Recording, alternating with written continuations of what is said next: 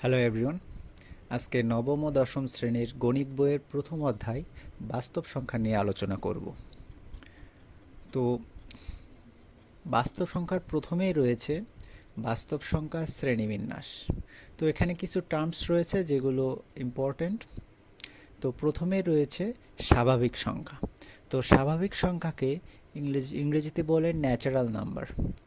তো natural number হলো ধনাত্মক অখণ্ড সংখ্যাকে সাধারণত স্বাভাবিক সংখ্যা বলে, অর্থাৎ যে সংখ্যাটি শূন্য থেকে বড় হবে তাকেই ধনাত্মক বলে, এবং অখণ্ড বলতে যাকে খণ্ডিত বা দশমিক বা ভগ্নাংশ রূপে থাকে না সেটাই হচ্ছে অখণ্ড। তো ধনাত্মক অখণ্ড রূপে থাকলে সেটিই হবে আমাদের স্বাভাবিক সংখ্যা, যেমন 1 2 3 4 এগুলো সবই স্বাভাবিক সংখ্যা। এরপরে আরও কিছু স্বাভাবিক সংখ্যা রয়েছে, যেমন মৌলিক সংখ্যা এক ধরনের স্বাভাবিক সংখ্যা। তো মৌলিক সংখ্যা কাকে বলে? যে সমস্ত সংখ্যা এক এবং ওই সংখ্যা ব্যতীত অন্য কোনো সংখ্যা দ্বারা আমরা নিঃশেষে বিভাজ্য করতে পারবো না। যেমন 3, এখন 3কে কিন্তু আমরা 1 দিয়ে ভাগ করলে 3 পাই, আবার ওই সংখ্যাটি অর্থাৎ 3 দ্বারা ভাগ করলেও আমরা এখানে একটি অখণ্ড সংখ্যা পাই। তো এখানেই বোঝা যাচ্ছে যে আরেকটি স্বাভাবিক সংখ্যা পাচ্ছি 1 এবং ওই সংখ্যাটা দ্বারা ভাগ করলে, কিন্তু আমরা কিন্তু অন্য সংখ্যা দ্বারা এই 3কে আর ভাগ করতে পারছি না। তো 2 3 5 7 এগুলো সবই মৌলিক সংখ্যা। কিন্তু যৌগিক সংখ্যার ক্ষেত্রে ঠিক মৌলিক সংখ্যার উল্টোটি, যেমন হচ্ছে 6। এখন 6কে 1 এবং ওই সংখ্যাটা ব্যতীত আমরা কিন্তু এটাকে 2 দ্বারাও ভাগ করতে পারি, ভাগ করে আমরা পাই 3 পাই, অর্থাৎ একটি নিঃশেষে বিভাজ্য হচ্ছে। এবং এটাকে কিন্তু 3 দ্বারাও ভাগ করা যায়, ভাগ করলে আমরা নিঃশেষে বিভাজ্য হচ্ছে, অর্থাৎ একটি অখণ্ড সংখ্যা পাচ্ছি। তো এগুলোই যৌগিক সংখ্যা। এরপরে রয়েছে সহমৌলিক সংখ্যা। তো সহমৌলিক সংখ্যা কাকে বলে? যেখানে দুইটি সংখ্যা থাকবে যাদের গসাগু 1। তো এখানে দুটোই স্বাভাবিক সংখ্যা নিতে হবে এবং যাদের গসাগু হবে 1, অর্থাৎ কোনো কমন কোনো সংখ্যা দ্বারা এই দুটিকেই ভাগ করা যাবে না। কিন্তু আমরা যদি এখানে 6 আর 8কে নিই, এই 6 আর 8-এর গসাগু কিন্তু 1 নয়, অর্থাৎ একে অন্য কমন সংখ্যা দ্বারা, এক ভিন্ন অন্য কমন সংখ্যা দ্বারা আমরা দুটোকেই ভাগ করতে পারি। কারণ আমরা এখানে দেখি যদি 2 দিয়ে কিন্তু আমরা 6কেও ভাগ করে একটি নিঃশেষে বিভাজ্য করতে পারি, আবার 8কেও আমরা 2 দ্বারা ভাগ করে নিঃশেষে বিভাজ্য করতে পারছি। অর্থাৎ এখানে সহজেই বলতে গেলে যাদের গসাগু 1 হবে, যে দুটি সংখ্যার, তারা পরস্পরের সহমৌলিক সংখ্যা। এরপরে রয়েছে পূর্ণ সংখ্যা বা ইন্টিজার। পূর্ণ সংখ্যা কাকে বলে? শূন্য সহ সকল ধনাত্মক ও ঋণাত্মক অখণ্ড সংখ্যা। এটা অনেকটা স্বাভাবিক সংখ্যার মতোই, কিন্তু স্বাভাবিক সংখ্যার ক্ষেত্রে ধনাত্মক অখণ্ড ছিল, কিন্তু পূর্ণ সংখ্যার ক্ষেত্রে ঋণাত্মক অখণ্ড হতে পারে, আবার সেটি শূন্য হতে পারে। এখানে এই উদাহরণ দেখলে বোঝা যায়, শূন্যর উপরে যে সমস্ত সংখ্যা রয়েছে ধনাত্মক অখণ্ড, সেগুলোও পূর্ণ সংখ্যা হতে পারে, আবার শূন্য থেকে ছোট ঋণাত্মক অখণ্ড সংখ্যাও পূর্ণ সংখ্যা হতে পারে। এরপরে রয়েছে ভগ্নাংশ সংখ্যা বা ফ্র্যাকশনাল নাম্বার। ফ্র্যাকশনাল নাম্বার কোনগুলো? যে সংখ্যাকে আমরা p/q আকারে প্রকাশ করতে পারি, অর্থাৎ এখানে যদি আমরা p একটি সংখ্যা আর নিচে q আরেকটি সংখ্যা, এই রূপে যদি আমরা তৈরি করতে পারি কোনো সংখ্যা, সেটি হবে ভগ্নাংশ সংখ্যা। যেমন 2/3। তো এখানে 2/3টা একটি ভগ্নাংশ সংখ্যা, কিন্তু এখানে শর্ত রয়েছে। শর্ত হচ্ছে এই যে নিচে কিউটা রয়েছে, এই কিউটা কখনো শূন্য হতে পারবে না, 1ও হতে পারবে না, এবং কিউ এমন কোনো সংখ্যা নেওয়া যাবে না যা পিকেই নিঃশেষে বিভাজ্য করে দেয়। তো যদি আমরা এখানে সাপোজ 2 নেই, এখন 2-এর নিচে যদি 0 নেই, সেক্ষেত্রে কী হবে? এটি অসংজ্ঞায়িত হয়ে যাবে, অর্থাৎ এটি ভগ্নাংশে পরিণত করছে না। এখন এই 2-এর নিচে যদি আমরা 1 নিতাম, সেক্ষেত্রে কিন্তু আমরা পেতাম 2, অর্থাৎ একটি পূর্ণ সংখ্যা পেতাম, এটি আর ভগ্নাংশ থাকছে না, এজন্য আমরা 1ও নিতে পারবো না। আর এখন যদি কিউ দ্বারা যদি পিকে নিঃশেষে বিভাজ্য হয় এমন কোনো সংখ্যা নেই, যেমন আমরা যদি 4কে যদি আমরা 2 দিয়ে ভাগ করি, তো এখানে কিউটা কিন্তু 2 নিয়েছি, এই 2 দ্বারা কিন্তু 4কে ভাগ করলে 2, একটি পূর্ণ সংখ্যা চলে আসে। এটার মান হয় পূর্ণ সংখ্যার সমান। তো এখানে কিউ এই 2 নেওয়া যাবে না, অর্থাৎ এমন কোনো সংখ্যা নেওয়া যাবে না যা পিকেই নিঃশেষে বিভাজ্য করছে। এই 3টা শর্ত যদি পূরণ করে যদি আমরা এই পি বাই কিউ আকার পাই, সেটি ভগ্নাংশ সংখ্যা। তো ভগ্নাংশ সংখ্যার এখানে 2টি প্রকারভেদ আছে, একটি হচ্ছে প্রকৃত ভগ্নাংশ আর একটি হচ্ছে অপ্রকৃত ভগ্নাংশ। প্রকৃত ভগ্নাংশ কি? যেখানে পি কিউ হতে ছোট হবে, যেমন 1/2। এখানে পিটা কিন্তু কিউ অর্থাৎ 2 থেকে ছোট। সবগুলোতে দেখি আমরা এই যে পিগুলো কিন্তু নিচের যে হর রয়েছে, এই হর থেকে এই যে পি অর্থাৎ লব বলা হয় এই উপরেরগুলোকে, এই লবগুলো কিন্তু এখানে ছোট। এগুলোই সব প্রকৃত ভগ্নাংশ। কিন্তু অপ্রকৃত ভগ্নাংশের ক্ষেত্রে পিটি কিউ হতে বড় হবে, অর্থাৎ যেমন 3/2। এখানে কিউ আছে 2 কিন্তু পিটা হচ্ছে 3, অর্থাৎ কিউ থেকে পিটা বড়। এটা হচ্ছে অপ্রকৃত ভগ্নাংশ তৈরি হয়ে গেল। তো এরপরে রয়েছে অমূলদ এবং মূলদ সংখ্যা। তো মূলদ সংখ্যাকে আমরা ইংরেজিতে বলতে পারি রেশনাল নাম্বার। তো মূলদ সংখ্যার ক্ষেত্রে কিছু শর্ত রয়েছে। এটাকেও আমরা পি বাই কিউ আকারে তৈরি করব, তাহলে এটা মূলদ সংখ্যা হবে। সেখানে শর্ত থাকবে পি ও কিউ দুটি সংখ্যাই আমাদের পূর্ণ সংখ্যা নেওয়া লাগবে এবং কিউ শূন্য হতে পারবে না। এখানে যেমন আগেরটাতে দেওয়া ছিল ভগ্নাংশ সংখ্যায় কিউ শূন্য হতে পারবে না, 1 হতে পারবে না, এবং কিউ এমন কোনো সংখ্যা নেওয়া যাবে না যা পিকে নিঃশেষে বিভাজ্য করে। 3টা শর্ত ছিল, কিন্তু এখানে কিন্তু কিউ এর ক্ষেত্রে অনলি একটা, শূন্য হতে পারবে না। কিন্তু এখানে কিন্তু 1 হতে পারবে কিউ, আবার যে কোনো সংখ্যায় হতে পারবে, যে কোনো পূর্ণ সংখ্যায় কিউ হতে পারবে, শুধু শূন্য বাদে।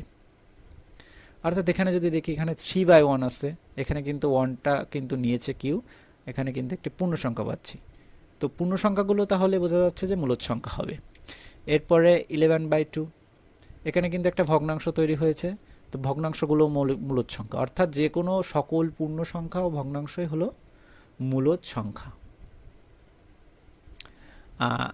অর্থাৎ এগুলোকে কিন্তু সহমৌলিক সংখ্যার অনুপাতে হিসেবেও লেখা যাবে, অর্থাৎ ভগ্নাংশ অর্থাৎ পি বাই কিউ আকারে রাখা যাবে, সেটাই বলা আছে। এরপরে রয়েছে অমূলদ সংখ্যা বা ইরেশনাল নাম্বার। এটা ঠিক মূলদ সংখ্যার বিপরীত, যেখানে পি বাই কিউ আকারে আমরা প্রকাশ করতে পারবো না। শর্ত হলো এখানে পি ও কিউ পূর্ণ সংখ্যা মূলদ সংখ্যার মতোই এবং কিউ শূন্য হতে পারবে না। এই শর্ত দুটি পূরণ করার পরে যদি আমরা পি বাই কিউ আকারে প্রকাশ করতে না পারি, সেটি হবে অমূলদ সংখ্যা।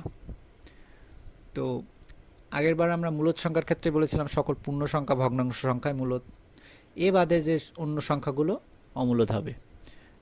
তো এখানে অমূলদ সংখ্যা আরেকভাবে বলতে পারি যে পূর্ণবর্গ নয় এমন যে কোনো স্বাভাবিক সংখ্যার বর্গমূল এবং তার ভগ্নাংশ অমূলদ সংখ্যা। তো এটা কি?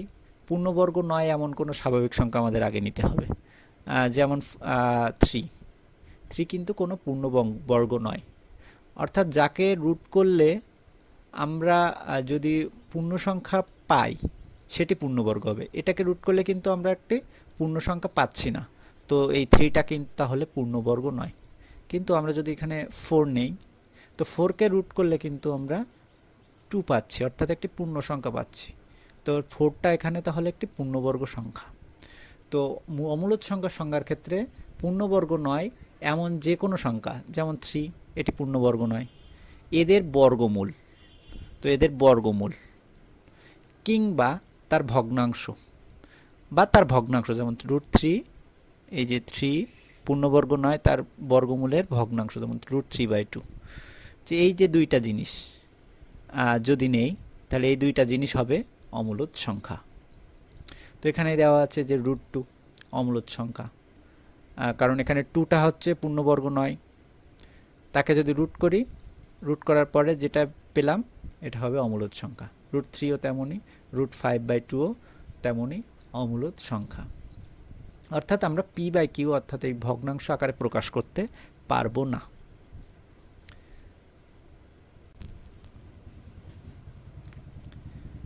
এরপরে রয়েছে দশমিক ভগ্নাংশ সংখ্যা বা ডেসিমাল ফ্র্যাকশনাল নাম্বার। এই মূলদ আর অমূলদ যে সমস্ত সংখ্যা রয়েছে এদেরকে যদি দশমিকে প্রকাশ করি, সেটাই হবে দশমিক ভগ্নাংশ সংখ্যা। যেমন 3কে যদি আমরা 3.0 লিখি একই থাকে, কিন্তু এটি একটি দশমিকে পরিণত হয়েছে বলে একে দশমিক ভগ্নাংশ সংখ্যা বলে।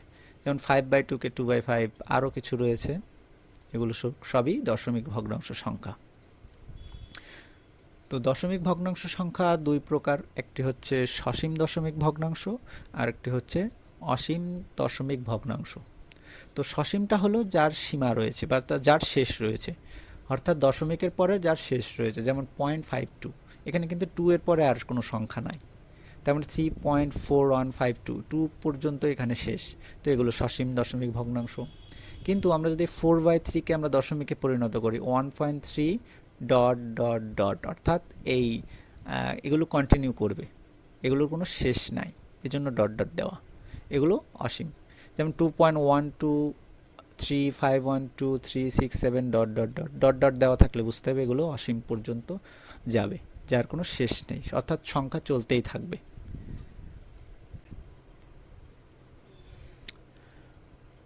অসীম দশমিক ভগ্নাংশগুলোর মধ্যে যদি দশমিকের পর যদি আমরা কিছু অঙ্কের পুনরাবৃত্তি পাই, অর্থাৎ একই অঙ্ক বারবার পাই, সেটি হচ্ছে অসীম আবৃত দশমিক ভগ্নাংশ।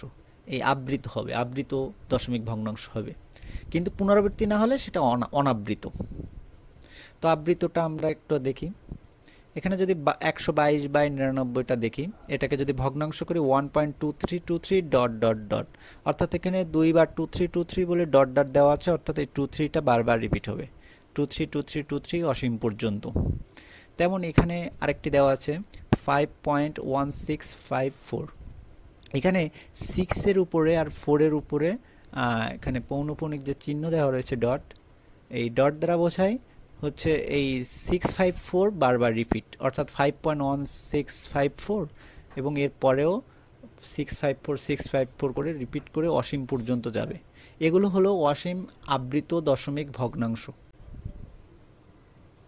তো এখানে আরও কিছু উদাহরণ আছে, এগুলো দেখতেই পাচ্ছি এখানে ডট ডট দেওয়া, অর্থাৎ এগুলো অসীম।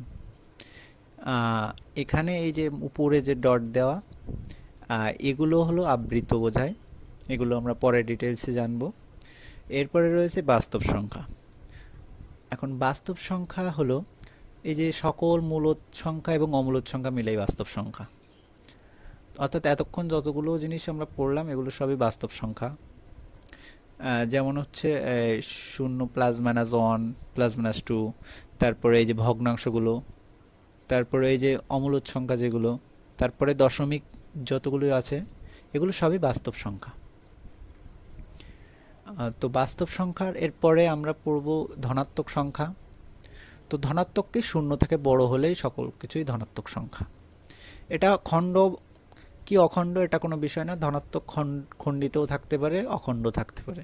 এখানে কিন্তু ধনাত্মক কিন্তু যে কোনো প্রকারের হতে পারে, 0 থেকে বড় হলেই ধনাত্মক, এটা যে কোনো প্রকারের হতে পারে, সেটা মূলদ অমূলদ দুটোই হতে পারে। এরপরে রয়েছে ঋণাত্মক সংখ্যা, যেগুলো 0 থেকে ছোট, এখানেও সবগুলোই মাইনাস দেওয়া আছে, সবগুলোর আগেই বিভিন্ন প্রকারের হতে পারে। আগে যতগুলো পড়েছি তাদের আগে যদি মাইনাস থাকে বা 0 থেকে ছোট হয় সেগুলো ঋণাত্মক। এরপরে রয়েছে অঋণাত্মক সংখ্যা। অঋণাত্মক সংখ্যা হলো এই ধনাত্মক সংখ্যা এবং তার সাথে 0, এগুলো সবই অঋণাত্মক, অর্থাৎ 0 সহ সকল যে ধনাত্মক সংখ্যা আছে এগুলো মিলেই অঋণাত্মক। তো ঋণাত্মক আর অঋণাত্মকের ভিতর পার্থক্য এটাই, ঋণাত্মক হলো 0 থেকে ছোট, আর অঋণাত্মক আর ধনাত্মকের ভিতর মিল রয়েছে শুধুমাত্র ধনাত্মক সংখ্যাগুলো, কিন্তু অঋণাত্মকে একটা এক্সট্রা রয়েছে, সেটা হচ্ছে 0। এখানে আমরা শ্রেণীবিন্যাস দেখতে পাই এবং এখানে একটি কাজ দেওয়া আছে। এই কাজগুলো থেকে এগুলো আগেই যতগুলো আমরা এখন আলোচনা করলাম সবগুলো থেকে আমরা কিন্তু নির্ণয় করতে পারবো এগুলো আর অবস্থান কোথায় রয়েছে। তো প্রথমেই আমরা যদি দেখি 3/4, এটি একটি ভগ্নাংশ সংখ্যা এবং এটি প্রকৃত, উপরে একটা ছোট রয়েছে। 5টা হলো একটি পূর্ণ সংখ্যা এবং 5টা কিন্তু আবার একটি স্বাভাবিক সংখ্যাও, কারণ ধনাত্মক অখণ্ড। এটি একটি ঋণাত্মক এবং পূর্ণ সংখ্যা, পূর্ণ সংখ্যা ঋণাত্মকও হতে পারে। √13 এটা হচ্ছে একটি অমূলদ সংখ্যা, কারণ এই যে 13টা কিন্তু পূর্ণবর্গ নয় তেমন সংখ্যা নিয়েছে এবং তার একটি রুট দিয়েছে, এজন্য পুরো সংখ্যাটি হলো পুরো সংখ্যাটি হলো একটি অমূলদ সংখ্যা। তো শূন্য, শূন্য একটি অঋণাত্মক সংখ্যা, এটিকে ধনাত্মক বলা যাবে না, এটি একটি অঋণাত্মক সংখ্যা। কারণ অঋণাত্মক সংখ্যা কাকে বলে? আমরা আগেই বলেছি শূন্য সহ সকল ধনাত্মক সংখ্যা। এরপরে 1 রয়েছে, 1টা তো ধনাত্মক, অখণ্ড, অর্থাৎ এটাকে স্বাভাবিক সংখ্যাও বলতে পারি, পূর্ণ সংখ্যাও বলতে পারি। এরপরে 9/7 আছে, এটা একটা ভগ্নাংশ যেখানে আছে পিটা বড়, অর্থাৎ এটি অপ্রকৃত ভগ্নাংশ। 12 হচ্ছে একটি ধনাত্মক পূর্ণ সংখ্যা বা এটাকে স্বাভাবিক সংখ্যা বলতে পারি। এরপরে আরেকটি ভগ্নাংশ আছে 2 দিয়ে 4/5, তো এটাকে মিশ্র ভগ্নাংশ বলে, যেখানে একটি পূর্ণ সংখ্যা থাকবে 2 এবং পাশে 4/5, এটি একটি প্রকৃত ভগ্নাংশ। তো এগুলো সবগুলো মিলে মিশ্র ভগ্নাংশ বলা হয়। এরপরে রয়েছে দশমিক ভগ্নাংশ রয়েছে, তারপরে আবৃত দশমিক ভগ্নাংশ, এগুলো রয়েছে। এরপরে আমরা একটি উদাহরণ 1 দেখব। উদাহরণ 1-এ বলা রয়েছে √3 এবং 4-এর মধ্যে দুটি অমূলদ সংখ্যা নির্ণয় করতে বলেছে। তো এখন আমরা যদি √3-কে ক্যালকুলেটরে দেই তাহলে আমরা এই মানটি পাবো 1.73 এবং ... অর্থাৎ যার কোনো শেষ নাই। এটি একটি অসীম দশমিক সংখ্যায় পরিণত হচ্ছে। তো আর আমাদের বের করতে হবে তাহলে 1.7 থেকে 4-এর ভিতরে দুটি অমূলদ সংখ্যা, অর্থাৎ এর ভিতরেই থাকবে। তো এদেরকে আমরা এ ও বি ধরে নিতে পারি, এখানে দুইটি অমূলদ সংখ্যা। তো একে কিন্তু আমরা এভাবে লিখতে পারি √3 + 1, অর্থাৎ 1 বাড়িয়ে দিলাম, অর্থাৎ এখান থেকে এখানে চলে আসলো। এখানে আসতে গেলে অবশ্যই কি 1 বেশি দিয়ে আসলাম, এবং বিটাকে লিখলাম √3 + 2, যেটার অবস্থান এখানে, অর্থাৎ √3 থেকে এ থেকে 1 বড় বিটা। তো √3 + 1 আর এটার মান √3 + 2। তো উভয় দেখা যাচ্ছে যে এই 1.7 আর 4-এর ভিতরে রয়েছে। তো এখানে কিন্তু আমরা তৃতীয় কোনো সংখ্যা বের করতে পারবো না, যে আমরা লিখব √3 + 3 যদি লিখি, এটা কিন্তু এটাকে যোগ করলে কত হবে? √3 মান হচ্ছে 1.7 আর এখানে হচ্ছে 3, তো মোট আসে 4.7, অর্থাৎ 4-এর বেশি হয়ে যাচ্ছে। এখানে যদি 3টা মূলদ সংখ্যা দিত তাহলে এই প্রক্রিয়ায় করা যেত না। তো কিন্তু 1 আর 2 দিলে কিন্তু 4-এর ভিতরেই থাকছে, অর্থাৎ আমরা যদি এটাকে দেখি √3-এর মান হচ্ছে 1.7, তো এর সাথে 1 যোগ করলে 2.7 আসে, এবং বিটা হচ্ছে আসে 3.7 সামথিং। তো এখানেই বোঝা যাচ্ছে এই দুটোই অবশ্যই অমূলদ সংখ্যা। কেন অমূলদ সংখ্যা? কারণ এগুলো অমূলদ সংখ্যার সাথে 1 যোগ বা 2 যোগ যাই করি না কেন সেটি অমূলদ থাকবে, এবং এদের অবস্থান √3 4-এর মধ্যে। তো আমরা এটাই বলতে পারি √3 থেকে বড় √3 + 1, তার থেকে বড় √3 + 2, তার থেকে বড় 4, এবং দুটি অমূলদ সংখ্যা। তো এভাবেই আমরা নির্ণয় করতে পারবো। তো এরপরে যদি আমরা এখানে একটি প্রতিজ্ঞা রয়েছে √2 একটি অমূলদ সংখ্যা, এটাকে যদি আমরা প্রমাণ করি তা সেগুলো আমরা করব এখন। যেমন এখানে আমি যদি এখানে প্রথমে ধরে নেব √2 একটি মূলদ সংখ্যা, এটা ধরে নিয়েছি। তো মূলদ সংখ্যা হওয়ার ক্ষেত্রে যে শর্ত পূরণ করে সেগুলো আমরা দেখব। তো দুইটি পরস্পর সহমৌলিক স্বাভাবিক সংখ্যা নিব, অর্থাৎ যাদের গসাগু 1 হবে এমন দুটি সংখ্যা, যেমন পি ও কিউ নিলাম। নেওয়ার পরে যেগুলো অবশ্যই 1 থেকে বড় হতে হবে, 1 থেকে বড়ই নিয়েছি, এবং আমরা √2-কে আমরা কি p/q আকারে প্রকাশ করতে পারবো, কারণ আমরা আগেই বলেছি √2 একটি মূলদ সংখ্যা ধরেই নিয়েছি। এরপরে বর্গ করলে আমাদের এটা আসে 2 = p²/q², এবং এখান থেকে এই নিচের এই যে কিউটাকে যদি আমরা একটাকে যদি বাম পাশে পাঠিয়ে দিই বা উভয় পক্ষে যদি একটা করে কিউ গুণ করি, তাহলে আমাদের এই রেজাল্টটা চলে আসবে 2q = p²/q। তো 2q এখানে পূর্ণ সংখ্যা। এর কারণ কি? এর আগেই বলে দিয়েছি কিউটা হচ্ছে একটি পূর্ণ সংখ্যা, স্বাভাবিক সংখ্যা। তো স্বাভাবিক সংখ্যা বলতেই তো পূর্ণ সংখ্যা বোঝায়, তো পূর্ণ সংখ্যার সাথে 2 গুণ করলে তো পূর্ণ সংখ্যায় আসবে। কিন্তু এই যে ডান পাশে যে p²/qটা এসেছে, এই p²/q কিন্তু পূর্ণ সংখ্যা নয়। তো p² পূর্ণ সংখ্যা নয়, কারণ p ও q স্বাভাবিক সংখ্যা।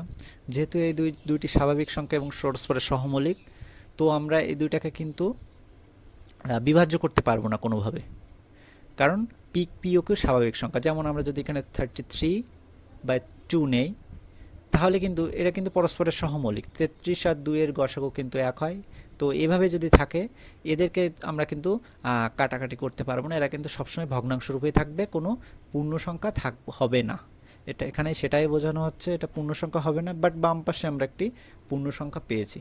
তাহলে আমরা বলতেই পারি যে এরা দুইজন সমান নয়, কারণ বাম পাশে যদি আমরা পূর্ণ সংখ্যা পাই, সেক্ষেত্রে ডান পাশেও পূর্ণ সংখ্যা পাওয়ার কথা। তো আমরা যেহেতু এর দুটো সমান নয়, সেহেতু আমরা p/q আকারে প্রকাশ করতে পারবো না, অর্থাৎ √2 is not equal to p/q। √2 একটি অমূলত সংখ্যা। তো একইভাবে আমরা √3ও প্রমাণ করতে পারবো অমূলত সংখ্যা একই প্রসেসে।